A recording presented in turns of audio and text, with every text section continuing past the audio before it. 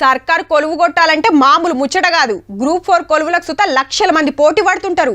అసొంటిది group 1 కొలువు కొట్టాలంటే కోచింగ్ల మీద కోచింగ్లు తీసుకోవాలి, ఏండ్లకేండ్లు చదవాలి.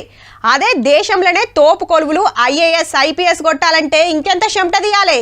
మరి ఒక అక్క కష్టపడి చదివే పరీక్షలు రాసిందో ఏదన్నా మతలవే ఉందో గాని కొలువు అయితే కొట్టింది. కానీ ఏం ఫైదా, అంత ఉత్తదే అయింది. ఇంతకు ముచ్చటైందంటే, అమ్మ తల్లి నువ్వొద్దు నీ సేవలొద్దు సప్పుడుగా అంటే ఇంటికి అని కొలువు వీకేసి ఇంటికెళ్ళగొట్టిండ్రు పూజమ్మను.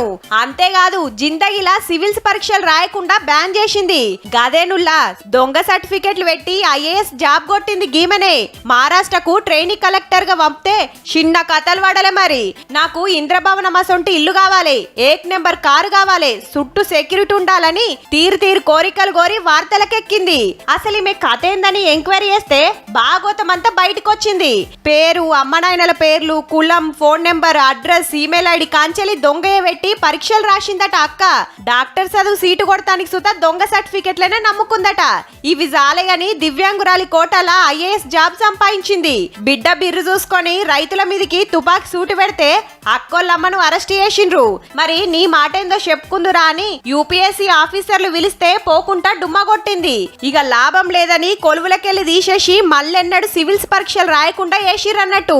కానీ గంత పెద్ద జాబ్లకు తీసుకునే ముంగట అక్క చరిత్ర ఏందో ఎంక్వైరీ చేయకపోవడే గమ్మతుంది పో.